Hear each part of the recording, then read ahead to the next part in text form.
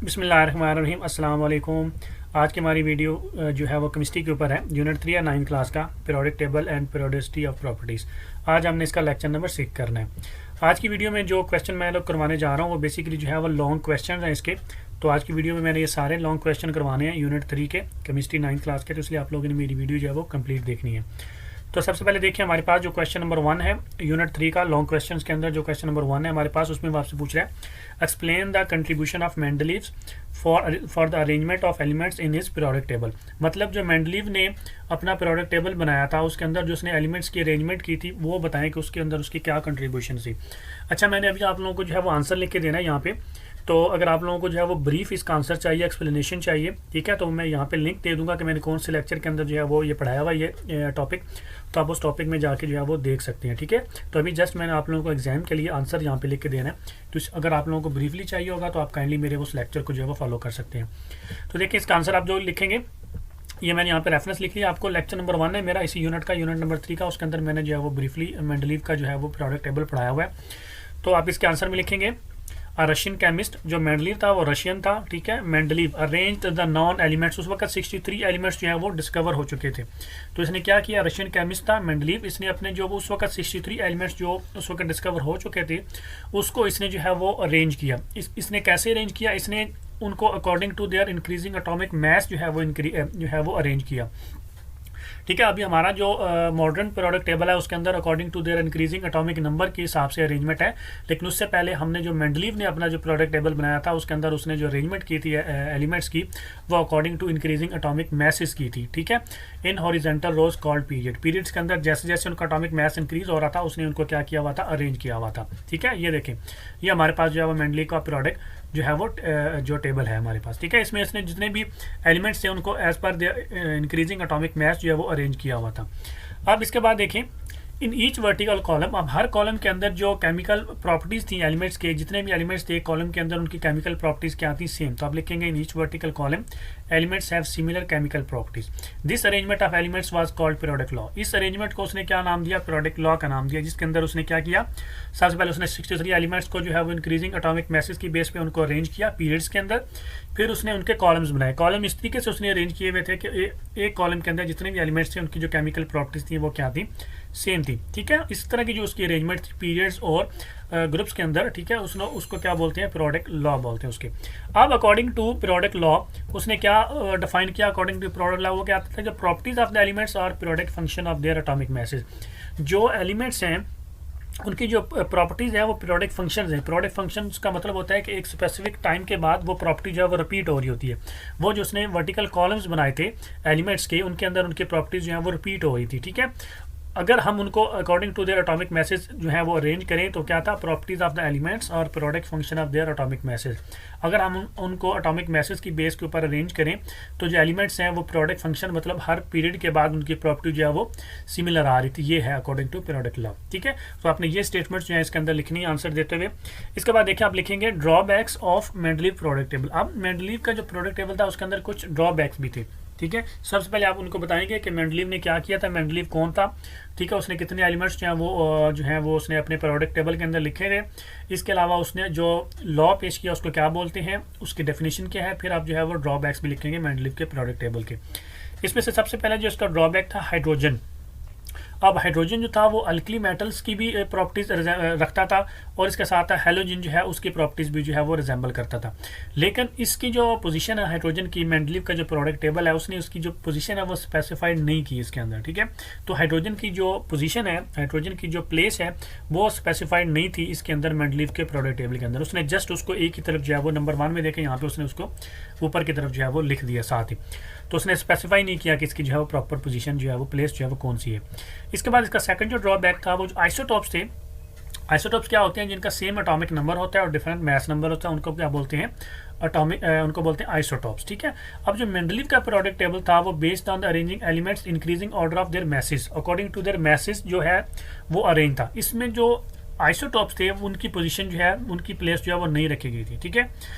तो आइसोटॉप्स क्या थे, वो इंक्लूड नहीं थे इसके पीरियोडिक टेबल के। तो अब यहाँ पे देखें हमारे पास तो कोई भी जो है वो हमको जो है वो आइसोटोप नज़र नहीं आता मेंडलीव के पीरियोडिक टेबल के अंदर।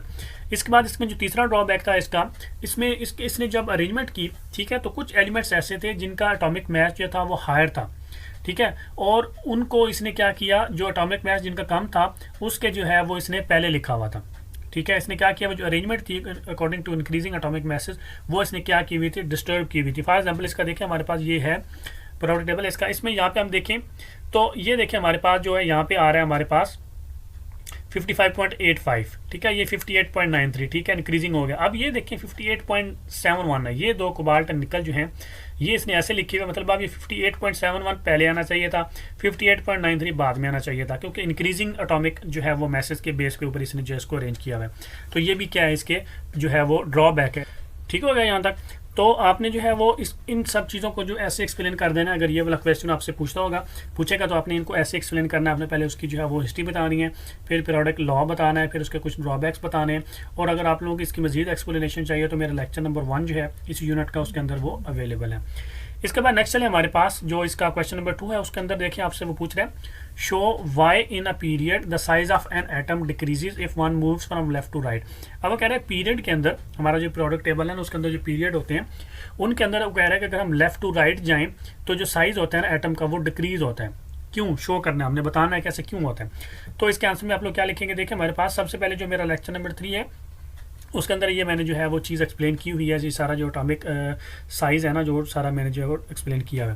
सबसे पहले देखिए जो एटॉमिक जो उसने सबसे पहले पूछा ना साइज़ ऑफ एन एटम, उसका क्या मतलब है, बेसिकली वो क्या चीज़ आपसे पूछ रहा है, एटॉमिक रेडियस पूछ रहे हैं। ठीक है, साइज़ ऑफ एटम डिक्रीज होने का मतलब क्या है, एटॉमिक रेडियस क्या हो गया, डिक्रीज हो गया। सबसे पहले देखें जो हाफ ऑफ द डिस्टेंस होता है ना between the nucleus of two bonded atoms, जब दो एटम आपस में बॉन्ड बनाते हैं तो उनके न्यूक्लियस के दरमियान में जो डिस्टेंस होता है, हाफ ऑफ द डिस्टेंस जो होता है उन दोनों न्यूक्लियस के दरमियान में जो डिफरेंस होता है, न्यूक्लियस के दरमियान जो डिस्टेंस होता है उसका हमने करना होता है हाफ। उसको क्या बोलते हैं, एटॉमिक रेडियस बोलते हैं एटम का।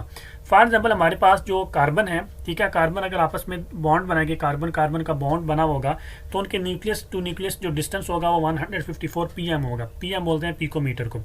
ठीक है, इसका मतलब है कि इस 154 जो न्यूक्लियस टू न्यूक्लियस डिस्टेंस होगा, ठीक है, इसको क्या करना है, हमने हाफ करना है। हाफ करेंगे डिवाइडेड बाई 2 तो हमारे पास आंसर आता है 77 पिकोमीटर।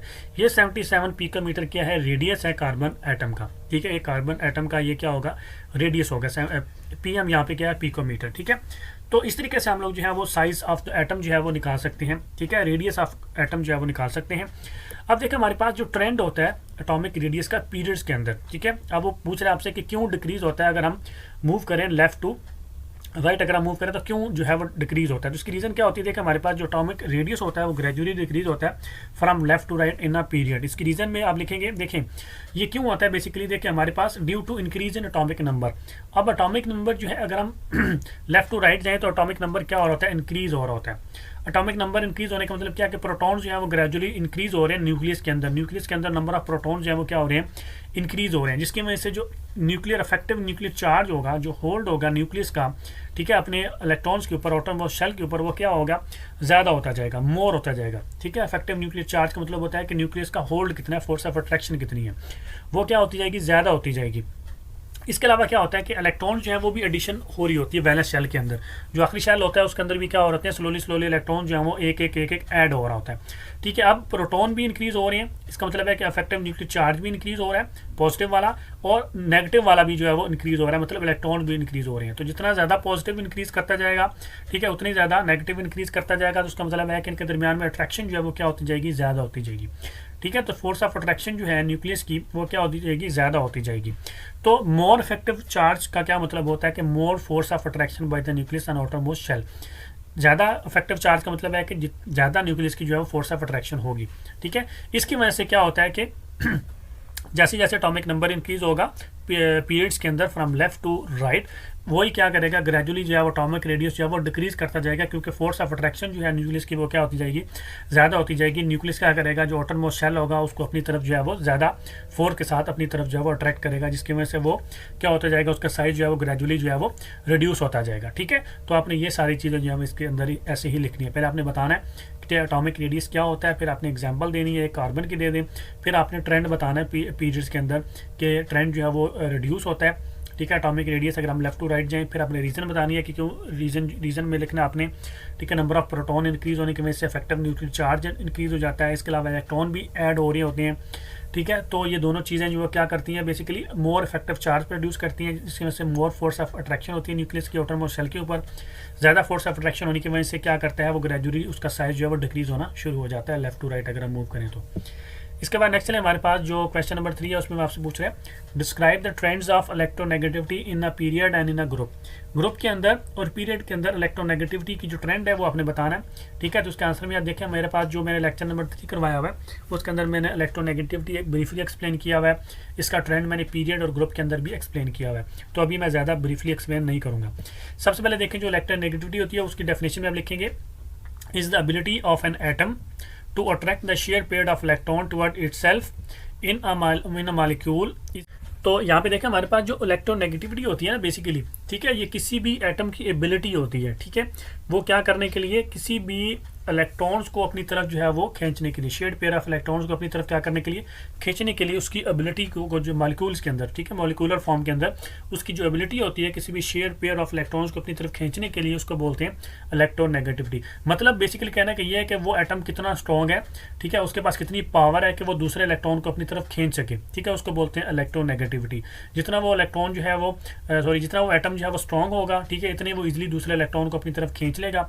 जितना वो लूज होगा, ठीक है, उतने वो अपना इलेक्ट्रॉन जो है वो नहीं खींच सकता, अट्रैक्ट नहीं कर सकता, तो उसको इलेक्ट्रोनेगेटिविटी बोलते हैं। अभी सबसे पहले यहाँ पे देखें हमारे पास जो इसका ट्रेंड है इलेक्ट्रोनेगेटिविटी का पीरियड के अंदर वो क्या होगा हमारे पास, उसमें देखें the value of electronegativity increases from left to right in a periods. जो हमारा पीरियोडिक टेबल है उसके अंदर पीरियड में अगर हम लेफ्ट टू राइट जाएं तो जो इलेक्ट्रोनेगेटिविटी है वो इंक्रीज होती जाती है। इलेक्ट्रोनेगेटिविटी इंक्रीज होने का क्या मतलब है कि वो जो एटम है वो ज़्यादा स्ट्रॉन्ग हो जाता है, जो फोर्स ऑफ अट्रैक्शन है बेसिकली, ठीक है, जो न्यूक्लियस है, ठीक है, उसकी वो ज़्यादा होती जाएगी, न्यूक्लियस का जो होल्ड है वो बेसिकली ज़्यादा होता जाएगा, इसलिए जो इलेक्ट्रोनेगेटिविटी है वो भी क्या होती जाएगी, लेफ्ट टू राइट जो है वो इंक्रीज होती जाएगी पीरियड के अंदर।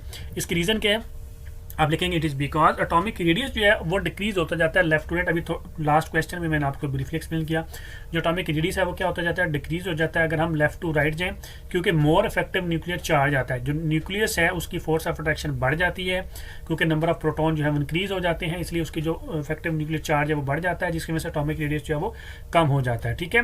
तो लेस एटॉमिक रेडियस का क्या मतलब होता है, more force of attraction by the nucleus on the valence electron. उससे क्या होता है, जो पावर ऑफ अट्रैक्शन होती है शेयर पेयर ऑफ इलेक्ट्रॉन्स की, वो भी इनहेंस कर जाती है, वो भी इंक्रीज कर जाती है। तो आपने ये तीनों पॉइंट्स इसके अंदर ऐसे ही लिखने हैं। इसके बाद इसका जो ट्रेंड है ग्रुप के अंदर देखें, तो ग्रुप के अंदर इसका जो ट्रेंड है इलेक्ट्रोनेगेटिविटी का, ऊपर से अगर हम नीचे आएंगे तो डिक्रीज होती जाती है। डिक्रीज होने की रीज़न भी इसकी वही सेम ही है। डिक्रीज क्यों होती है कि जो एटॉमिक रेडियस है वो इंक्रीज होता जाता है।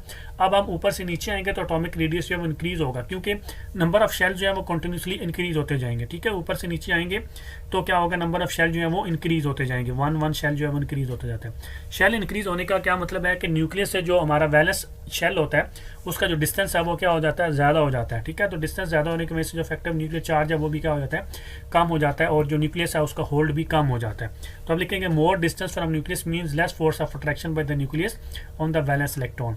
इसकी वजह से क्या हो जाता है, जो उसकी पावर होती है टू अट्रैक्ट कोई भी किसी भी इलेक्ट्रॉन को, इलेक्ट्रॉन या इलेक्ट्रॉन्स को अपनी तरफ अट्रैक्ट करने की जो पावर होती है वो कम हो जाती है, क्योंकि देखें ना उसका जो ब्रेन है, न्यूक्लियस उसका ब्रेन है, जैसे जैसे वो एक ब्रेन से दूर होती जाएगी चीज़ तो उसका कंट्रोल उसके ऑटोमेटिकली कम हो जाएगा, ठीक है। सेंटर पॉइंट होता है ना, सेंटर पॉइंट से जैसी चीज़ें दूर होती है तो उनकी जो सेंटर का उनके ऊपर होल्ड जो है वो कम होता जाता है, ठीक है। तो ये इसके ऊपर जो है वो दोनों फैक्टर जो है आपने ऐसे इसके अंदर जो है वो लिखने हैं। अब इसके बाद हमारे पास जो क्वेश्चन नंबर 4 है उसमें आपसे पूछ रहा है discuss the important feature of modern periodic table. Modern periodic table की इंपॉर्टेंट फीचर आपने बताने हैं, तो इसके आंसर में आप लोग क्या लिखें, देखिए important features of modern periodic table मैंने ऑलरेडी लेक्चर नंबर 2 के अंदर मैंने ब्रीफली एक्सप्लेन की है। आप लोगों को अगर समझ नहीं आती तो आप लोगों ने पहले वहाँ पे जाके देखना है। अब देखें जो important feature of modern periodic table are as follows, आपने ऐसे ही लिखना है, ठीक है। इसमें नंबर 1 आपने लिखना है मॉडर्न पीरियोडिक टेबल, इसमें 7 हॉरिजॉन्टल रोज हैं, उनको पीरियड्स बोलते हैं, आपने ये ऐसे ही लिखना है। इसके बाद नंबर 2 पे आपने लिखना है फर्स्ट पीरियड के अंदर जो है वो सिर्फ 2 एलिमेंट्स हैं, ठीक है। सेकंड पीरियड के अंदर और थर्ड पीरियड के अंदर हमारे पास 8 एलिमेंट्स हैं दोनों के अंदर, सेकंड और थर्ड में। फिर हमारे पास जो 4th एंड 5th पीरियड है उनके अंदर 18 एलिमेंट्स हैं। फिर आपने लिखना है 6 पीरियड के अंदर 32 एलिमेंट्स हैं, और हमारे पास जो 7th पीरियड है उसके अंदर 32 एलिमेंट्स हैं, और वो भी इनकम्प्लीट है, कंटिन्यू नेक्स्ट को डिस्कवर होंगे तो वो 7th पीरियड के अंदर ही आएंगे। ठीक है, तो इस तरीके से आपने इनको पॉइंट्स के अंदर जो है वो लिखना है। इसके बाद नंबर 3 में आप देखें जो एलिमेंट्स ऑफ अ पीरियड जो होते हैं वो क्या करते हैं, डिफरेंट प्रॉपर्टी शो करते हैं due to different electronic configuration. Elements of a period, जो पीरियड के अंदर एलिमेंट्स होते हैं उनकी प्रॉपर्टीज क्या होती हैं, डिफरेंट होती हैं, क्योंकि उनकी इलेक्ट्रॉनिक कन्फिग्रेशन जो है वो डिफरेंट होती है। इसके बाद आप चौथे पॉइंट में लिखेंगे, अब हमारे पास जो वर्टिकल कॉलम्स हैं, ठीक है, वो 18 हैं, उनको बोलते हैं ग्रुप्स। ठीक है, तो वर्टिकल कॉलम हमारे पास कितनी है, 18 है, उनको बोलते हैं ग्रुप्स। तो इसका मतलब है कि 18 हमारे पास ग्रुप्स हैं पीरियोडिक टेबल के अंदर। आपने साथ में ये भी लिखना है कि on the most left side is number 1। ठीक है, जो हमारी लेफ्ट साइड होगी वो वहाँ से हमने स्टार्ट करना है, नंबर 1 वहाँ से स्टार्ट होगा, और हमारी जो मोस्ट राइट साइड होगी वहाँ पे एंड करना है, और वो क्या है 18। इसके बाद आप इसके अंदर लिखेंगे elements of the same group have similar. अब जो ग्रुप्स के अंदर एलिमेंट्स होंगे उनकी केमिकल प्रॉपर्टीज क्या होंगी, सेम होंगी, क्योंकि उनके अंदर same number of valence electron जो है वो मौजूद होते हैं। ठीक है, तो इस तरीके से आपने जो है वो इसका आंसर लिखना है। अब इसके बाद आप छठे में लिखेंगे elements are classified into 4 blocks depending upon the type of the subshell. अब जो एलिमेंट्स हैं उनको मजीद 4 ब्लॉक्स के अंदर जो है वो डिवाइड किया गया है, S, P, F, D according to their last electron. ठीक है, अगर उनका लास्ट इलेक्ट्रॉन S में फॉल करता है तो वो S ब्लॉक में फॉल करेंगे, अगर P में करता है तो P ब्लॉक्स, अगर F में करते हैं तो F ब्लॉक, और D में करते हैं तो D ब्लॉक्स। इस तरीके से आपने जो है वो इसके जो है वो 6 पॉइंट्स जो है इसी तरीके से आपने छाप देने, लिख देने हैं, तो इंशाल्लाह आपका आंसर जो है वो ठीक हो जाएगा। ठीक हो गया। इसमें अगर आप एक चीज़ ऐड करना चाहते हैं तो आप कर सकते हैं यहाँ पे, लेकिन कर भी दें कोई मसला नहीं है। मतलब ये पहला पीरियड है, 2 एलिमेंट्स हैं, शॉर्ट पीरियड, इसको जो है आप लिख सकते हैं नॉर्मल पीरियड्स। मतलब इस तरह अगर आप उनका बताना चाहते हैं कि short, normal, long, very long है, तो आप इसको जो है वो लिख सकते हैं। ठीक है, नहीं भी लिखेंगे तो ऐसा कोई इशू नहीं है। अब इसके बाद चले हमारे पास जो नेक्स्ट क्वेश्चन नंबर हमारे पास 5 है, उसमें आपसे पूछ रहे हैं what do you mean by the blocks in a periodic table and why elements were placed in blocks. ठीक है, अभी थोड़ी देर पहले जो अभी मैंने क्वेश्चन नंबर 4 के अंदर जो आखिरी पॉइंट बताया ना ब्लॉक्स का, अब उसके बारे में आपसे पूछ रहा है कि जो ब्लॉक होते हैं ना पीरियोडिक टेबल के अंदर वो क्या हैं, और एलिमेंट्स को क्यों उनके अंदर जो है वो रखा गया है। ठीक है, तो इसके आंसर में आप लिखेंगे मैंने जो हमारे ब्लॉक्स हैं उनके बारे में कम्प्लीटली जो है वो पढ़ाया हुआ है लेक्चर नंबर 2 के अंदर। ठीक है, इसी यूनिट का अगर आप लोगों ने ब्रीफली पढ़ना है तो आप वहाँ पे जाके देख सकते हैं। देखिए हमारे पास जो एलिमेंट्स होते हैं ना, एलिमेंट्स को हम लोग क्या करते हैं, सब शेल कैटेगराइज में भी डिवाइड करते हैं। एक तो उनके शेल्स होते हैं ना, इसके अलावा अब हम एक शेल के अंदर ही मजीद उनको फर्दर डिवाइड करते हैं, सब शेल में डिवाइड करते हैं। ठीक है, एलिमेंट्स को क्या करते हैं, सब शेल में डिवाइड करते हैं। वो उनकी सब शेल की जो इलेक्ट्रॉनिक कन्फिग्रेशन होती है वो उनको हम लोग जो है वो ब्लॉक ऑफ एलिमेंट्स बोलते हैं। ठीक है, उनको क्या बोलते हैं, ब्लॉक ऑफ एलिमेंट। मतलब पहला शेल है, दूसरा शेल है, तीसरा शेल है, हमको पता है ना कि पहला शेल, दूसरा शेल, तीसरा शेल, चौथा शेल, लेकिन एक शेल जो है उसके अंदर हमने मजीद इनको कैटेगराइज, मजीद इनको हमने सेक्शन में जो है वो डिवाइड किया होता है। मसलन अब 9th क्लास है, 10th क्लास है, ठीक है, 7th क्लास है, 8th क्लास है, ये क्या हो गए, इनके हमारे शेल हो गए। लेकिन एक क्लास है, फॉर एग्जांपल 8th क्लास है, 8th क्लास को हमने मजीद डिवाइड किया होता है, ए सेक्शन है, बी सेक्शन है, काजाज़म सेक्शन है, लियाकत सेक्शन है फॉर एग्जांपल। तो जो लियाकत सेक्शन है, ठीक है, वो सब शेल हैं। एक शेल का जो सब डिवाइड किया हुआ वो क्या होते हैं, सब शेल होते हैं। शेल को मजीद हमने डिवाइड किया हुआ है, SPFD। मतलब SPFD हमारे पास क्या है, इनके जो है वो सेक्शंस हैं क्लास के। बेसिकली एक शेल के जो है वो आगे मजीद सेक्शंस बने हुए हैं, उनको ब्लॉक बोलते हैं, block of elements. Block of elements का क्या मतलब होता है, जिस तरह हमारी क्लास के सेक्शन बने होते हैं ना, इस तरह ब्लॉक ऑफ एलिमेंट्स हैं, एलिमेंट्स के क्या हैं, ब्लॉक बने हुए हैं। ठीक है, तो ये इसका बेसिकली जो होता है सब शेल होते हैं। अब जो सिमिलर सब शेल इलेक्ट्रॉनिक कन्फिग्रेशन जो रखते होंगे उनको हम उसी ब्लॉक के अंदर रखेंगे। ठीक है, तो ये वो कह रहे हैं। अब देखिए हमारे पास टाइप्स ऑफ ब्लॉक, कितनी टाइप्स के ब्लॉक होते हैं, मतलब हमारे पास कितनी टाइप्स के सेक्शन होते हैं। ठीक है, एक क्लास के कितने सेक्शन हैं हमारे पास। इस तरह हमारे जो एलिमेंट्स हैं उनके जो ब्लॉक्स हैं वो कितनी टाइप्स के, कितनी किस्म के हमारे पास जो है ब्लॉक्स हैं। तो जो एलिमेंट्स हैं इनको 4 ब्लॉक्स में डिवाइड किया जाता है। ठीक है, इनको 4 ब्लॉक्स में डिवाइड किया जाता है, डिपेंड करता है कि वो किस टाइप के सब शेल के अंदर फॉल करते हैं। वो 4 जो ब्लॉक्स हैं वो S हैं, P हैं, D हैं और F हैं।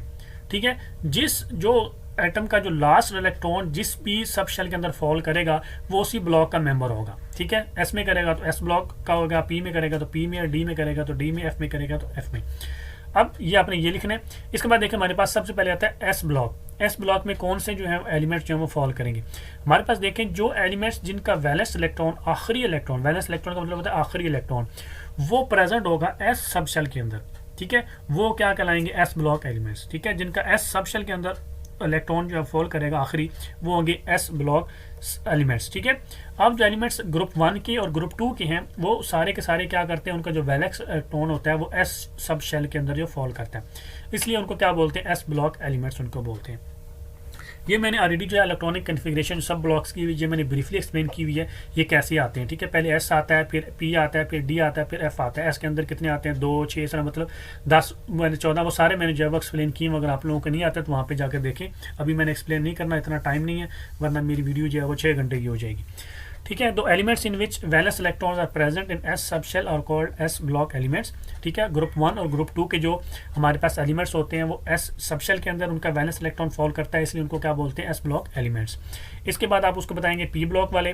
ठीक है, तो पी ब्लॉक वाले क्या होते हैं, सिंपल आपने सेम चीज़ ही है। अब इसमें जो है ना वो उसका जो वैलेंस इलेक्ट्रॉन होगा वो पी सब शेल के अंदर फॉल कर रहा होगा, इसलिए उसको पी ब्लॉक एलिमेंट्स बोलेंगे। हमारे पास जो ग्रुप 13 टू ग्रुप 18 के हमारे पास हैं एलिमेंट्स हैं, उनका जो वैलेंस इलेक्ट्रॉन है वो पी सब शेल के अंदर फॉल करता है। ठीक है, इसलिए उनको पी ब्लॉक एलिमेंट्स बोलते हैं। तो इसके बाद नेक्स्ट देखिए हमारे पास जो है वो डी ब्लॉक जो है वो सब शेल है। इसके अंदर देखिए हमारे पास जो एलिमेंट्स जिनका valence electron D sub shell के अंदर फॉल करेगा उनको बोलेंगे डी ब्लॉक एलिमेंट्स। हमारे पास जो ग्रुप 3 टू ग्रुप 12 है उनका जो वैलेंस इलेक्ट्रॉन है वो डी सब शेल के अंदर फॉल करता है, इसलिए उनको क्या बोलते हैं, डी ब्लॉक एलिमेंट्स बोलते हैं। इसके बाद नंबर 4 पे आता है हमारे पास एफ ब्लॉक। अब देखो हमारे पास जो एफ ब्लॉक है इसके अंदर जो एलिमेंट्स हैं उनका जो वैलेंस इलेक्ट्रॉन होगा वो क्या करेगा, प्रेजेंट होगा एफ सब शेल के अंदर, इसलिए उनको क्या बोलेंगे, एफ ब्लॉक एलिमेंट्स बोलेंगे हमारे पास। अभी जो एफ ब्लॉक एलिमेंट्स हैं इनके अंदर जो लैंथेनाइड और एक्टिनाइड जो है हमारे, ठीक है, वो सारे जो है वो एफ ब्लॉक्स के अंदर हमारे पास मौजूद है, और इनको हमने सेपरेट जो है वो रिप्रेजेंट किया होता है पीरियोडिक टेबल के बॉटम के अंदर। जो पीरियोडिक टेबल के अंदर नीचे हमको 2 रोज नजर आएंगे लैंथेनाइड्स और एक्टिनाइड्स की। ठीक है, उनको क्या बोलते हैं, एफ ब्लॉक जो है वो एलिमेंट्स बोलते हैं। ठीक है, क्योंकि इनका जो वैलेंस इलेक्ट्रॉन होता है वो एफ सब शेल के अंदर जो है वो फॉल कर होता है। ठीक है, तो आपने इसको इसी तरीके से जो है वो आंसर देना है। पहले आपने बताना है कि जो सब शेल होता है वो बेसिकली होता है क्या है, फिर टाइप्स इसकी कितनी होती हैं, फिर आपने बताना है कि एस सब शेल एस जो ब्लॉक है वो क्या है, पी ब्लॉक क्या है, डी ब्लॉक क्या है, एफ ब्लॉक क्या है, उनके अंदर कौन से एलिमेंट्स होते हैं, कौन से ग्रुप के एलिमेंट्स होते हैं और क्यों होते हैं, आपने ये सारा ऐसे ही बताना है। अगर आप लोगों को मजीद जो है वो सब शेल के बारे में या सब ब्लॉक्स के बारे में मालूम करना है, ठीक है, तो आप लोग जो है मेरे लेक्चर नंबर 2 वो देख सकते हैं। इसके बाद नेक्स्ट है हमारे पास जो क्वेश्चन नंबर 6 है उसमें वास्ते पूछ रहे हैं discuss in details the period in periodic table. ठीक है, अब पीरियड्स के बारे में जो है वो हमसे पूछ रहा है, पीरियोडिक टेबल के अंदर जो पीरियड है उसको हमने ब्रीफली डिस्कस करना है। तो उसके आंसर में देखिए हमारे पास जो मेरा लेक्चर नंबर 2 है यूनिट 3 का, उसके अंदर मैंने ब्रीफली एक्सप्लेन किया हुआ है। तो आप लिखेंगे horizontal rose of elements in the periodic table और कॉल्ड पीरियड्स। जो हॉरिजॉन्टल रोज होती हैं हमारे पीरियोडिक टेबल के अंदर उनको क्या बोलते हैं, पीरियड्स बोलते हैं। ठीक है, there are 7 periods in a modern periodic table, और एलिमेंट्स उनके अंदर कैसे अरेंज किए गए हैं according to their increasing atomic number from left to right. ठीक है, हमारे जो पीरियड्स होते हैं उसके अंदर जो एटॉमिक जो एलिमेंट्स हैं उनको ऐसे अरेंज किया जाता है, उनके इंक्रीजिंग एटॉमिक नंबर के हिसाब से इंक्रीज किया जाता है फ्रॉम लेफ्ट टू राइट। ठीक है, the period number of an element represent the number of shells of the element. कितने नंबर ऑफ शेल्स हैं, पीरियड नंबर का क्या मतलब रिप्रेजेंट कर होता है कि उसके अंदर कितने नंबर ऑफ शेल्स हैं किसी भी एलिमेंट के अंदर। ठीक है, तो आपने ऐसे स्टार्ट करना है, पहले आपने पीरियड की जो है वो डेफिनेशन देनी है, फिर आपने पीरियड बताने हैं हमारे पीरियोडिक टेबल के अंदर कितने हैं, फिर आपने एलिमेंट्स जो पीरियड के अंदर अरेंज किए हुए हैं वो किस हिसाब से किए हैं वो आपने बताना है, फिर आपने बताना है जो पीरियड नंबर है वो क्या रिप्रेजेंट कर रहा होता है। ठीक है, ये आपने ऐसे बताना है, फिर आपने उसको बताना है फर्स्ट पीरियड, फिर आपने उसको जो हर पीरियड है, ठीक है, उसके बारे में थोड़ी सी उसको जो है वो डिटेल बतानी है कि पीरियड्स के अंदर क्या चीज़ें हैं। तो फर्स्ट पीरियड आप लिखेंगे it is called short period and consist of only 2 elements, hydrogen and helium. ठीक है, आप लिखेंगे शॉर्ट पीरियड है, इसके अंदर सिर्फ 2 एलिमेंट्स हैं, हाइड्रोजन और हीलियम।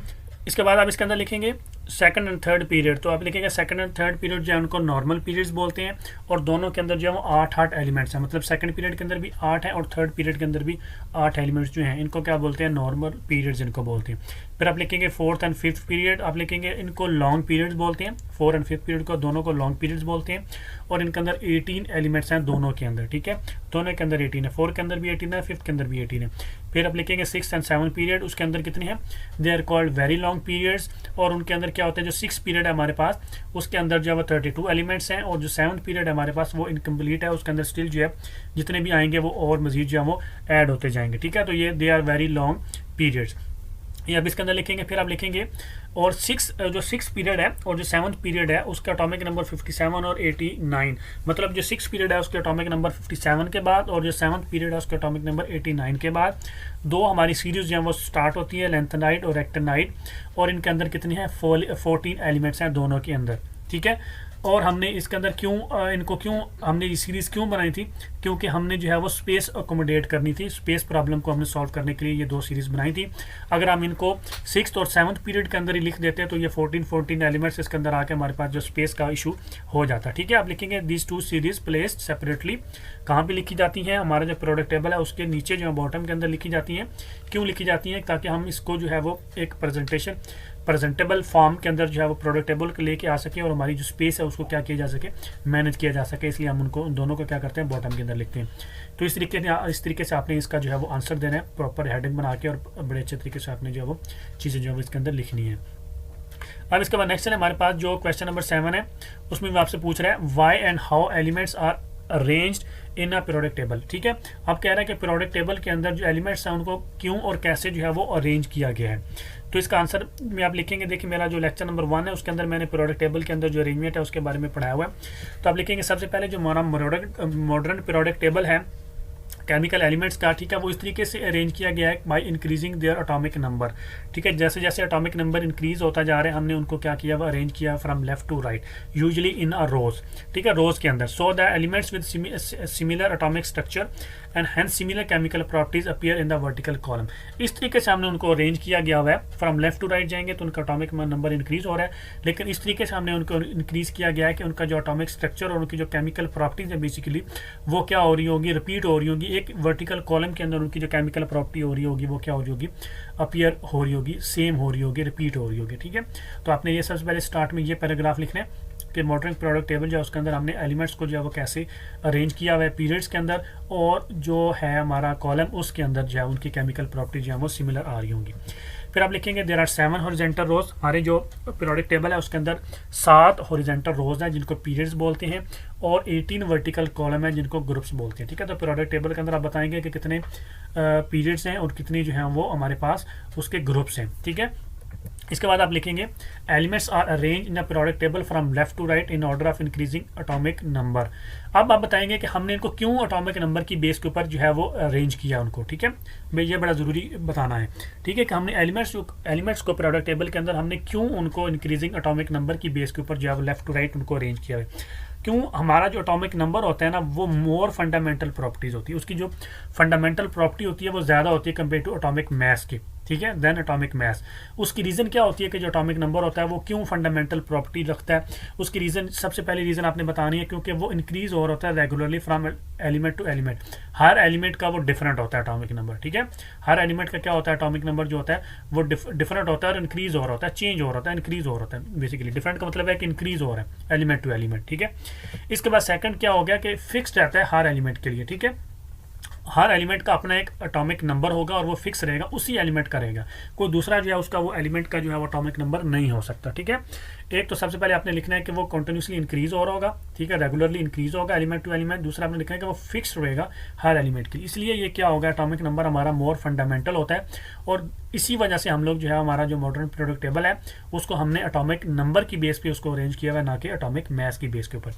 फिर आप इसके अंदर लिखेंगे so the discovery of atomic number. फिर आप लिखेंगे 1913 में जब डिस्कवरी हो गई थी एटॉमिक नंबर की, तो हमने जो मेंडलीव पीरियोडिक लॉ था उसको अमेंड करके, ठीक है, किसकी बेस के ऊपर कर दिया, एटॉमिक नंबर की बेस के ऊपर कर दिया। जो हमारा मेंडलीव पीरियोडिक लॉ था वो बेस था एटॉमिक मास के, लेकिन जब 1913 में एटॉमिक नंबर डिस्कवर हो गया तो फिर हमने उसको अमेंड करके अकॉर्डिंग टू एटॉमिक नंबर जो है वो अरेंज कर दिया। आजकल आप लोगों को जो हमारा मॉडर्न पीरियोडिक टेबल नजर आ रहा है वो बेसिकली जो मेंडलीव का पीरियोडिक लॉ था, मेंडलीव का जो पीरियोडिक टेबल था जो बेस था एटॉमिक मैसेज के ऊपर, उसको अमेंड करके हम लोगों ने जो है वो बनाया हुआ है। ठीक है, तो 1913 में जब एटॉमिक नंबर डिस्कवर हो गया तो हमने मेंडलीव को पीरियोडिक लॉ को जो है अमेंड करके एटॉमिक नंबर के ऊपर बेस करके, ठीक है, पीरियोडिक टेबल जो है वो मॉडर्न पीरियोडिक टेबल जो है वो बनाया। फिर आप लिखेंगे basis of modern periodic table. जो हमारा मॉडर्न पीरियोडिक टेबल है आप उसकी बेसिस क्या है, वो किस बेस के ऊपर हम लोगों ने जो है वो बनाया हुआ है। आप लिखेंगे मॉडर्न पीरियोडिक टेबल वो बेस किया गया था, एलिमेंट्स को इस तरीके से हमने अरेंज किया था according to their increasing atomic number from left to right. इस तरीके से हमने उनको अरेंज किया था left to right increasing atomic number से कि उनकी जो प्रॉपर्टीज हैं एलिमेंट्स की वो क्या होगी, कि क्या हो रही थी, रिपीट हो रही थी आफ्टर रेगुलर इंटरवल। कुछ इंटरवल के बाद उनकी प्रॉपर्टी क्या हो रही थी, इंक्रीज हो रही थी। ठीक है, इस तरीके से कि उनकी जो सिमिलर केमिकल उसकी जो है वो प्रॉपर्टीज और सिमिलर कन्फिग्रेशन जो है उनको हमने क्या किया, एक ही ग्रुप के अंदर जो है वो प्लेस किया। ठीक है, तो इस तरीके से हमने जो है वो मॉडर्न पीरियोडिक टेबल के ऊपर बेस बनाया कि उनका एटॉमिक नंबर इंक्रीज हो रहा था, लेकिन कुछ इंटरवल के बाद उनकी जो प्रॉपर्टीज़ हैं वो रिपीट भी हो रही थी, सिमिलर आ रही थी।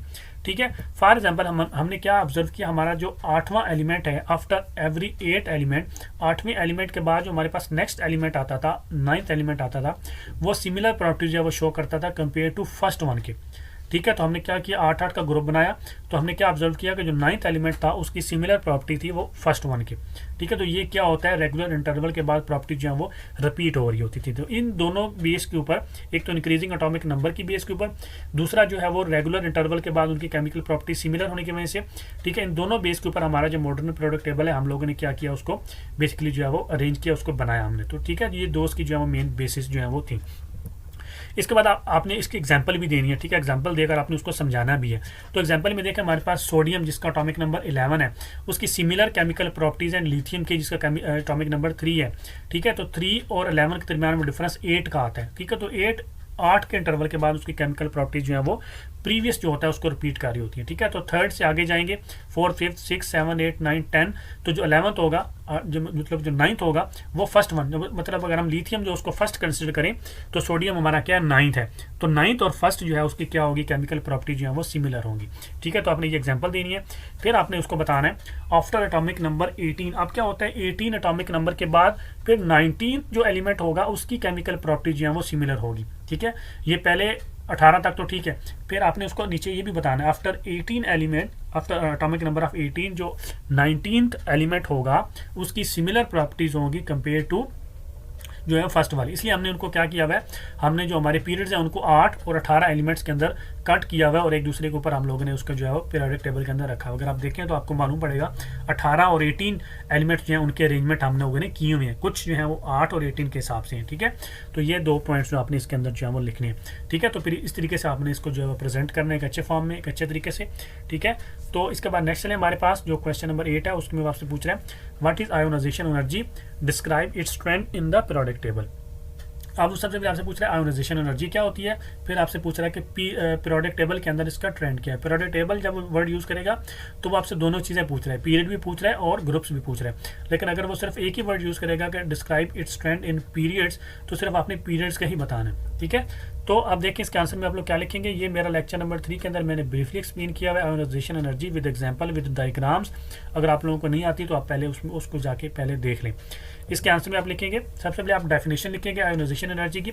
बेसिकली आयोनाइजेशन एनर्जी क्या होती है, आयोनाइजेशन एनर्जी होती है अमाउंट ऑफ एनर्जी रिक्वायर्ड, जितनी एनर्जी हमको चाहिए होती है अगर हमने कोई इलेक्ट्रॉन जो है वो रिमूव करना है अपने वैलेंस शेल के अंदर से, आखिरी जो शेल होता है, ठीक है, एटम का, उसके अंदर से अगर हमने कोई इलेक्ट्रॉन रिमूव करना है तो उसको रिमूव करने के लिए हमको एनर्जी चाहिए।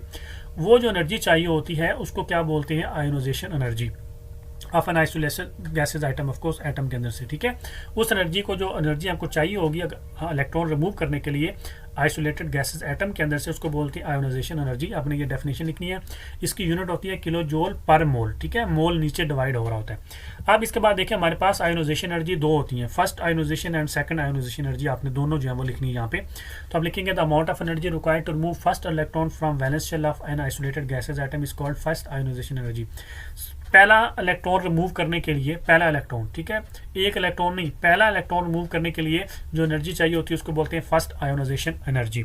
अब देखें हमारे पास सोडियम है, तो सोडियम से देखें हमने क्या बनाया, उसको एक इलेक्ट्रॉन जो है वो रिमूव किया, एक इलेक्ट्रॉन इसके अंदर से रिमूव किया, तो सोडियम के ऊपर कौन सा चार्ज आ गया, +1। तो नेगेटिव चार्ज का निकल जाने का क्या मतलब है, पीछे क्या चीज़ सरप्लस बच गई, प्लस चार्ज जो है वो ज़्यादा हो गया, इसलिए उसके ऊपर जो है वो प्लस का चार्ज जो है वो शो हो रहा होता है। अब इसमें देखें हमारे पास एक इलेक्ट्रॉन जो है वो निकल गया, रिलीज हो गया। इस साइड पे अगर इलेक्ट्रॉन का साइन शो हो रहा होता है ना प्लस करके, तो उसका मतलब होता है कि एक इलेक्ट्रॉन निकल गया हमारे पास।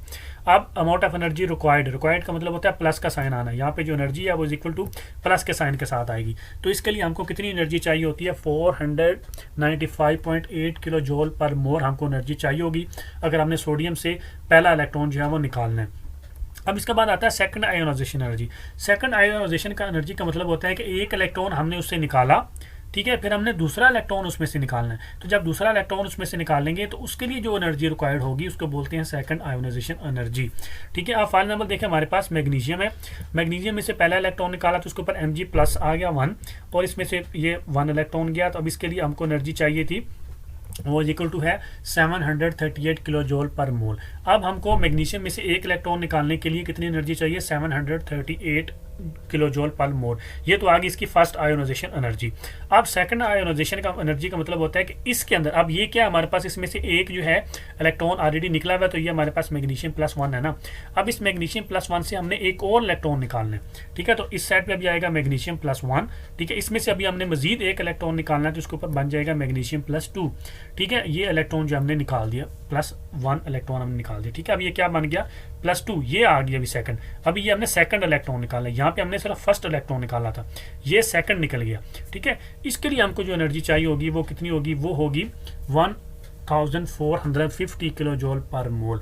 इस एनर्जी को क्या बोलते हैं? सेकंड आयोनाइजेशन एनर्जी बोलते हैं, ठीक है। जो सेकंड इलेक्ट्रॉन रिमूव करने के लिए वो होती है उसको बोलते हैं सेकंड आयोनाइजेशन एनर्जी।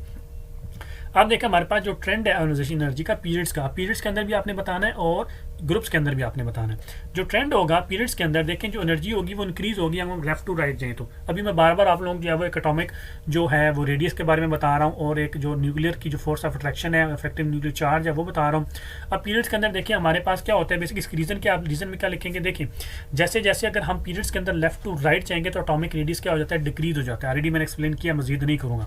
वो अटोमिक रेडियस डिक्रीज होने की वजह से क्या होता है? जो इफेक्टिव न्यूक्लियर चार्ज है वो ज़्यादा हो जाता है। जो फोर्स ऑफ अट्रैक्शन है न्यूक्लियस की वो क्या हो जाती है? ज़्यादा हो जाती है। वो फोर्स ऑफ अट्रैक्शन ज़्यादा होने की वजह से और एटॉमिक रेडियस कम होने की वजह से जो वैलेंस इलेक्ट्रॉन होता है उसके ऊपर जो न्यूक्लियस का होल्ड होता है वो ज़्यादा हो जाता है। न्यूक्लियस का होल्ड ज़्यादा हो जाएगा तो उसको रिमूव करना हमारे लिए इजी नहीं होगा। उसको रिमूव करना हमारे लिए इजी नहीं होगा तो हमको क्या करनी पड़ेगी? ज़्यादा एनर्जी जो है वो चाहिए होगी, ज़्यादा फोर्स जो चाहिए होगी, ज़्यादा ताकत हमको चाहिए होगी उसको रिमूव करने के लिए, ठीक है। तो उसके लिए क्या होगा? ज़्यादा एनर्जी जो है वो हमको जो है वो चाहिए होगी, अमाउंट ऑफ एनर्जी चाहिए होगी उसको रिलीज करने के लिए। The hence required more energy to release them, मतलब उस इलेक्ट्रॉन्स को रिलीज करने के लिए हमको ज़्यादा एनर्जी चाहिए। फॉर एग्जांपल अगर हम पीरियड्स के अंदर देखें, लिथियम आता है, लिथियम हमारा जो है वो लेफ्ट साइड पे है, उसमें देखें तो उसको रिमूव करने के लिए, उसका इलेक्ट्रॉन रिमूव करने के लिए 520 किलो जूल मोर एनर्जी हमको चाहिए। लेकिन अगर हम स्लोली राइट की तरफ जाएँ तो हमारे पास नियोन आता है लास्ट वाला, उसके लिए हमको 2081 किलो जूल पर मोल एनर्जी चाहिए होगी, ठीक है, उसका एक इलेक्ट्रॉन रिमूव करने के लिए, क्योंकि उसके ऊपर जो इलेक्ट्रॉन न्यूक्लियस का जो होल्ड है उसके इलेक्ट्रॉन के ऊपर वो बहुत ज़्यादा है, ठीक है। तो इसलिए उसको उसमें से इलेक्ट्रॉन निकालना इजी नहीं होगा, उसके लिए ज़्यादा एनर्जी चाहिए होगी। प्लस साइन यहाँ पे शो करता है कि एनर्जी जो हमको रिक्वायर्ड होगी, एनर्जी जो हमको चाहिए होगी, ठीक है। अब इसके बाद इसका ट्रेंड है आयोनाइजेशन एनर्जी का ग्रुप्स के अंदर, trend of ionization energy in groups के अंदर।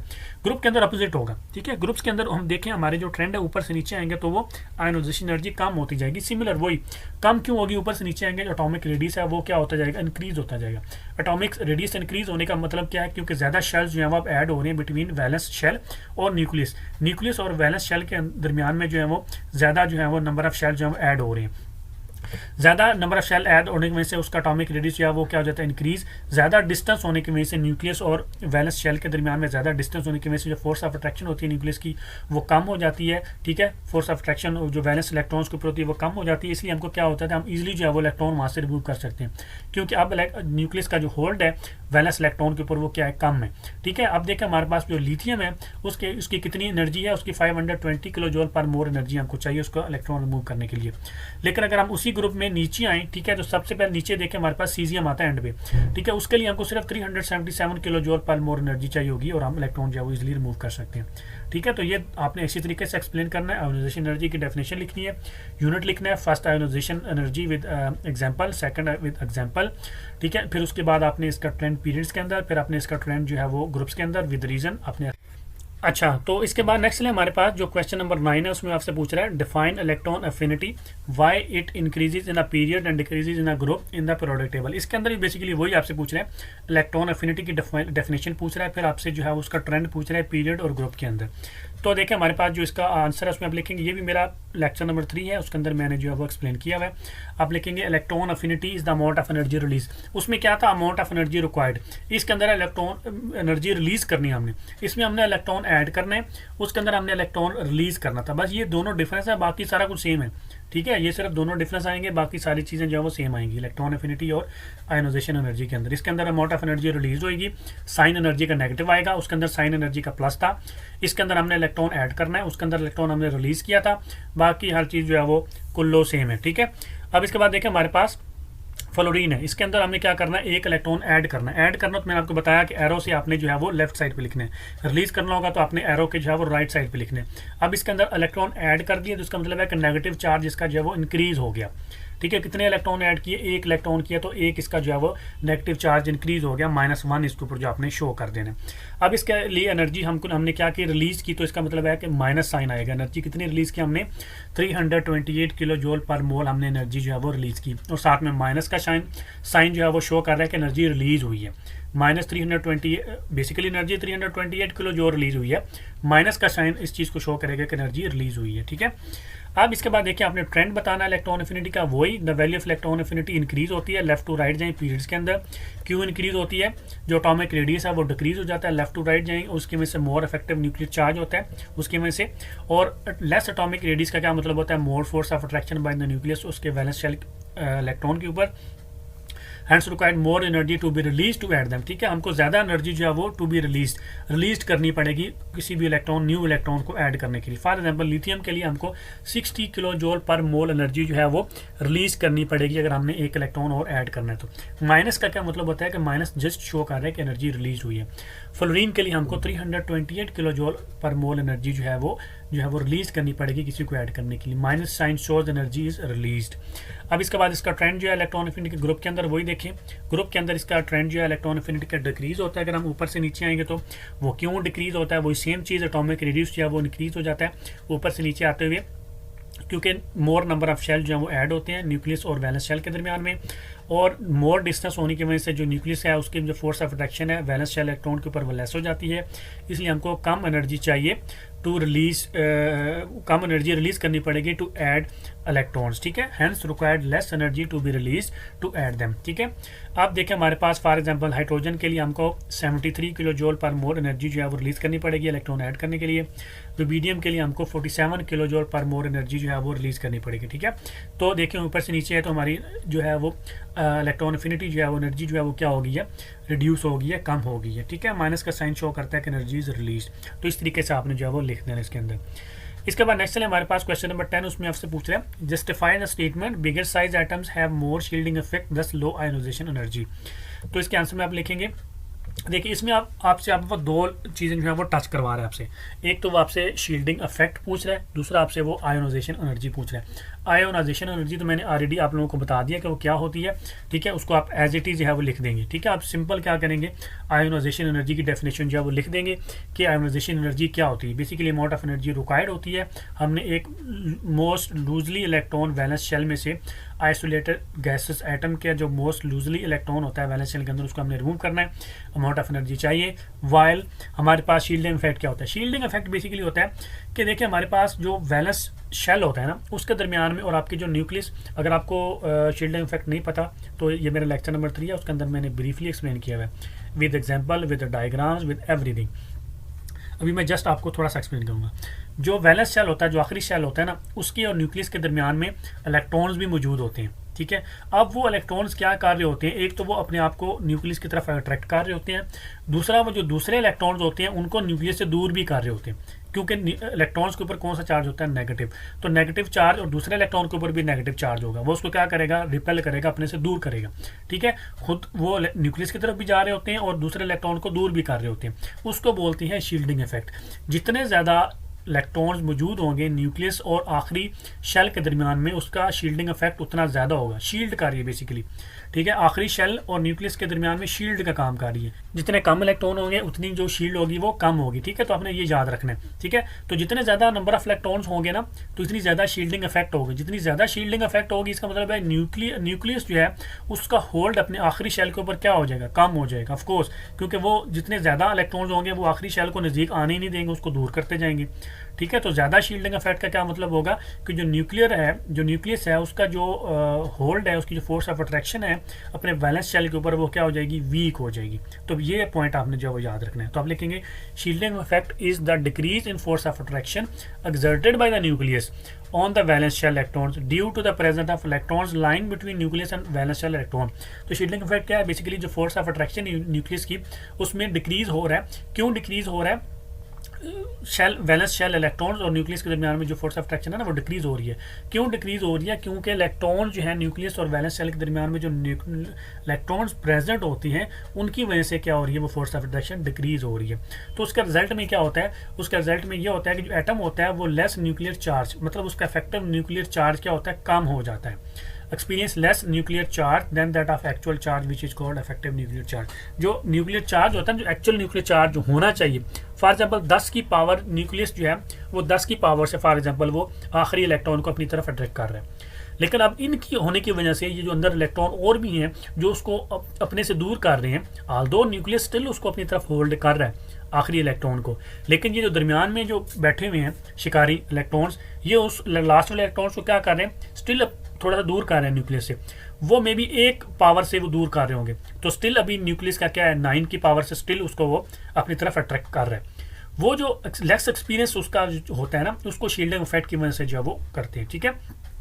उसकी वजह से वो क्या करता है, वो लेस एक्सपीरियंस करता है। एक्चुअली न्यूक्लियस उसको 10 की पावर से ही अपनी तरफ खींच रहा होता है, लेकिन वो 9 की पावर जो है वो फील कर रहा होता है, क्योंकि दरमियान में उसके इलेक्ट्रॉन्स भी होते हैं। उसको क्या बोलते हैं, शील्डिंग इफेक्ट बोलते हैं। अब देखें हमारे पास जो है, अब हमने एक्सप्लेन करना है वो जो स्टेटमेंट हमको दे रहे हैं। जैसे जैसे हम ग्रुप के अंदर, क्योंकि उसने जो है ना वो बिगर साइज यूज़ किया, बिगर साइज का मतलब होता है कि ग्रुप के वो बात कर रहा है। अगर हम ग्रुप के अंदर, ठीक है, ऊपर से नीचे की तरफ आए जाएंगे तो हमारे मोर शेल जो है वो आ रहे होते हैं, ऐड हो रहे होते हैं, ठीक है। न्यूक्लियस के दरमियान में और वैलेंस शेल के दरमियान में नंबर ऑफ शेल जो है वो इंक्रीज हो रहे होते हैं, ऐड अप हो रहे होते हैं। अब ज़्यादा शेल ऐड हो रही हैं तो इसका मतलब है कि ज़्यादा शील्डिंग इफेक्ट प्रोड्यूस हो रहा है। ज़्यादा शील्डिंग इफेक्ट क्यों प्रोड्यूस हो रहा है? क्योंकि ज़्यादा नंबर ऑफ इलेक्ट्रॉन ऐड हो रही हैं, ठीक है। एक शेल इंक्रीज हो गया तो उसके अंदर जितने भी नंबर ऑफ इलेक्ट्रॉन्स होंगे वो ऐड होगी। इसका मतलब है ज़्यादा नंबर ऑफ इलेक्ट्रॉन जो है वो ऊपर से नीचे आएंगे, तो नंबर ऑफ इलेक्ट्रॉन्स भी ऑफकोर्स बढ़ रहे हैं। तो नंबर ऑफ इलेक्ट्रॉन्स बढ़ रहे हैं तो इसका मतलब है शील्डिंग इफेक्ट भी बढ़ रहा है, क्योंकि उनकी तादाद ज़्यादा होती जा रही है। अब ज़्यादा शील्डिंग इफेक्ट की वजह से क्या, और क्यों ज़्यादा शील्डिंग इफेक्ट होता है? क्योंकि जो नंबर ऑफ इलेक्ट्रॉन्स हैं बिटवीन न्यूक्लियस और वैलेंस इलेक्ट्रॉन के दरमियान में वो ज़्यादा हो रही है, नंबर ऑफ इलेक्ट्रॉन ज़्यादा हो रही है। तो नंबर ऑफ इलेक्ट्रॉन ज़्यादा होने की वजह से वो शील्डिंग इफेक्ट भी ज़्यादा हो रहा है। अब देखिए हमारे पास जैसे हम एडिशनल शेल इसके अंदर ऐड करते हैं, एडिशनल शेल होने की वजह से और ज़्यादा शील्डिंग इफेक्ट होने की वजह से जो फोर्स ऑफ अट्रैक्शन है न्यूक्लियस की वो क्या होती जा रही है, कम होती जा रही है, ठीक है। वो फोर्स ऑफ अट्रैक्शन क्या हो जाती है, कम होती जा रही है न्यूक्लियस की वैलेंस शेल इलेक्ट्रॉन्स के ऊपर। आखिरी शेल का जो वैलेंस इलेक्ट्रॉन होता है ना, जो आखिरी इलेक्ट्रॉन होता है उसके ऊपर जो फोर्स ऑफ अट्रैक्शन न्यूक्लियस की वो कम हो रही है। क्यों? क्योंकि एक तो हमने शेल भी ऐड कर दिया, डिस्टेंस भी ज़्यादा कर दिया न्यूक्लियस से, दूसरा हमने दरमियान में एनिमीज भी ऐड कर दिए, ठीक है। ज़्यादा नंबर ऑफ इलेक्ट्रॉन्स भी ऐड कर दिए, जिन्होंने क्या किया, उस आखिरी इलेक्ट्रॉन को न्यूक्लियस से नज़दीक आने से वो रोक रहे हैं, ठीक है। ये दो फैक्टर की वजह से जो फोर्स ऑफ अट्रैक्शन है न्यूक्लियस की उस इलेक्ट्रॉन के ऊपर, वैलेंस शेल इलेक्ट्रॉन्स के ऊपर, वो क्या होगी, कम होगी, ठीक है। जिसके रिजल्ट में क्या होता है, हमारे पास जो वैलेंस शेल इलेक्ट्रॉन होता है वो इजीली हम लोग जो है वो रिमूव कर सकते हैं एंड से, ठीक है। उसको हम इजीली रिमूव कर सकते हैं with less amount of energy, ठीक है। तो यही चीज़ वो जो है आपसे वो पूछ रहा है, ये क्या है, हमारे पास आयोनाइजेशन एनर्जी है, अमाउंट ऑफ एनर्जी रिक्वायर्ड होती है ना। अब वो अमाउंट ऑफ एनर्जी हमको क्या चाहिए, बहुत कम चाहिए उस इलेक्ट्रॉन को रिमूव करने के लिए। यही वो आपसे स्टेटमेंट से पूछ रहे हैं कि जो बिगर साइज एटम्स होते हैं उनका शील्डिंग इफेक्ट तो ज़्यादा होता है, लेकिन उनकी आयोनाइजेशन एनर्जी कम क्यों होती है? तो वो कम इसलिए होती है कि शील्डिंग इफेक्ट ज़्यादा होने की वजह से हमको जो है वो फोर्स ऑफ अट्रैक्शन जो है न्यूक्लियस की वैलेंस शेल इलेक्ट्रॉन के ऊपर वो बहुत कम हो जाती है, ठीक है। जिसकी वजह से हम लोग ईजिली जो है वो इलेक्ट्रॉन रिमूव कर सकते हैं, बिल्कुल थोड़ी सी एनर्जी लगा के उस इलेक्ट्रॉन को हम लोग जो है वहाँ से निकाल सकते हैं। तो इसने आपने इस क्वेश्चन को इस तरीके स्टेप बाय स्टेप जो है उसको एक्सप्लेन करना है, क्लियर। तो आप एंड पे लिखेंगे therefore bigger size atoms have more shielding effect and low ionization energy. फिर आप एंड पे उसको ये लाइन जो है वैसे लिख देंगे, therefore bigger size atoms have more shielding effect and low ionization energy, clear. तो आई होप कि आप लोगों को मेरी आज की वीडियो अच्छी लगी होगी। आप लोगों को मेरी आज की वीडियो अच्छी लगी तो काइंडली मेरे चैनल को सब्सक्राइब कर दें, लाइक कर दें, अपना बहुत सारा ख्याल रखें, दुआ में याद रखें। अल्लाह हाफिज़।